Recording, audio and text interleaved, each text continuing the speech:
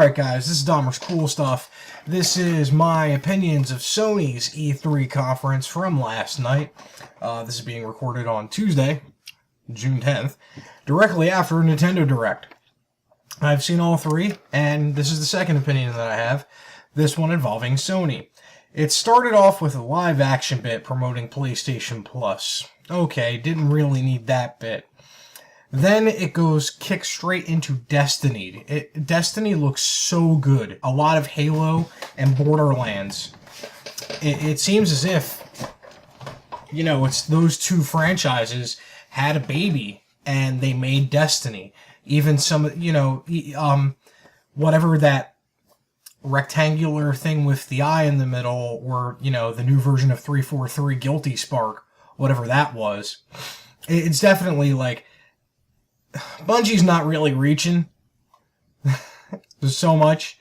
They're playing it safe, I feel, with designs. The creature and enemy designs definitely had a Halo vibe to it. And from what I've been gathering, it's definitely got an RPG, tons of weapons type of thing. So yeah, Halo and Borderlands 2. The shocking thing, though, was it's actually coming out September 9th this year. And, on that same day, there's a new SKU for the PlayStation 4, a 500 gig white Destiny with a 1-month PlayStation Network pass in it. Throughout the conference, also, they really pimped the fact that everything's going to look better on PlayStation 4, and to compensate for the fact that they don't have many exclusives that they were showing. Even the Order trailer and the few bits of gameplay with, sadly, a QuickTime event in it wasn't really enough, and then, it's just to figure out that the Order is getting delayed until next year. Not a good sign by Sony. It seemed as if this was Sony's 2015 E3 conference. A lot of the games that they were showing were coming out 2015, not this year. So that was a little disconcerting. Little Big Planet always has great presentation. It's a very solid, very cute game, very much grounded in platforming, like old school Mario platforming. And it's just, this new version doesn't look as if it's a single player experience anymore. It's actually multiplayer experience, especially with the new characters. Every level that's been made for Little Big Planet 1 and 2 are going to be available on Little Big Planet 3. So that means almost 8 million levels that you can download that have been created. Bloodborne, new game from Software. Very medieval, Black Plaguey zombies. Looks terrifyingly awesome, and can't wait to see more, but I also think that was another 2015 game. Far Cry 4 was next. Oh my word. Weaponized animals.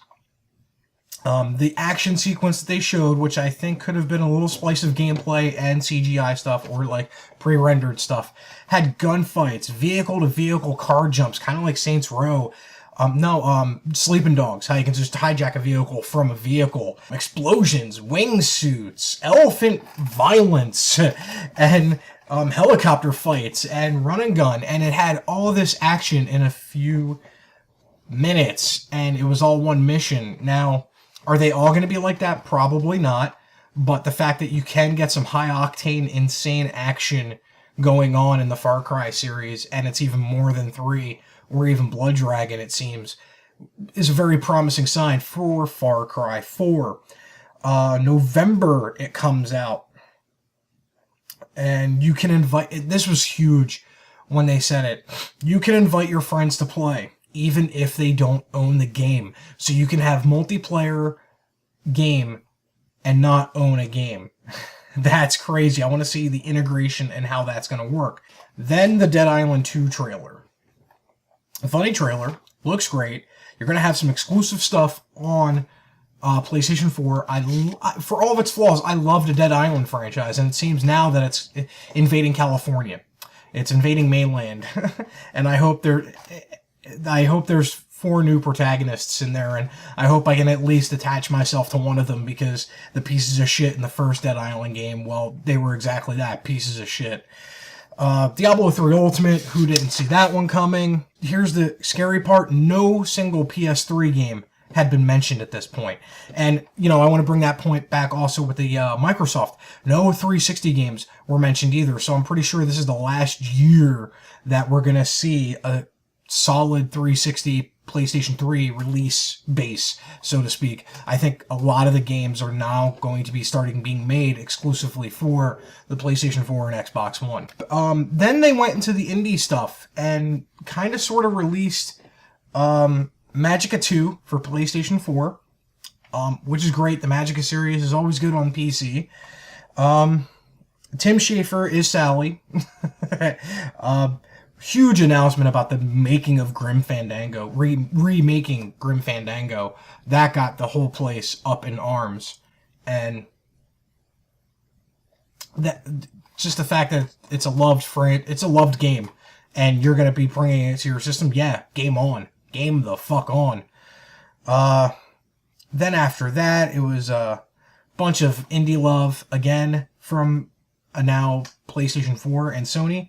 They showed Project Morpheus, which was their virtual reality headset, which got huge cheers. But then this is where I kind of feel they started faltering a little bit. They started talking stats, PlayStation Network, YouTube videos, free-to-play games. The only free-to-play game I would probably play on the PlayStation 4 when I get it is going to be Loadout. That's a fucking amazing game. Play it on the PC occasionally from time to time when my fingers can tolerate it, because I'm not a keyboard guy at all. PlayStation TV, don't care about. Then the Mortal Kombat 10 gameplay. Brutality at its finest, and fatalities as well. It seems like it's upping the ante from 9 a lot in the gore violence factor. And they introduced 2 new characters, I might add. A bee lady and some, like, crazy huge guy with a smaller person on him. So that's going to lead to some interesting fatalities and combos even. You needed to show a lot of games, and you didn't. You needed to show some breadwinners for this year. Batman trailer out, the Gotham Knight, and Wholly Destructible Environments Batman. And at first it started seeming like the demo was glitching out, and it was really, really cool way of exposing the Scarecrow. That was really cool, and you had me fooled for a bit, and then the Scarecrow came out. I was like, now I get it. You ended it with Uncharted 4, A Thief's End announcement, which was good. Once again, Jay from 3 Kilobytes nailed it on that one. Overall, it was an average conference for Sony. They showed some decent stuff. They showed some good games. They showed a couple of indie titles, but what they really didn't show was a lot of stuff for this year. As I said, from now on, from this conference on, it's as if it's the 2015 E3 conference, not the 2014 E3 conference. So yeah, I would say it's slightly below Microsoft's yesterday. They showed some good stuff, but if they had just gotten rid of that 25-minute windbagging of stats and PlayStation Network and YouTube capabilities and whatnot, I think it would have been a much more tighter, more solid E3 conference for them. I'm going to edit this up, and then I'm going to record my Nintendo Direct thoughts, which actually was pretty surprising. This is Dommercoolstuff, and as always, do good gaming and enjoy E3, man. This is a crazy, awesome week for the world of gaming.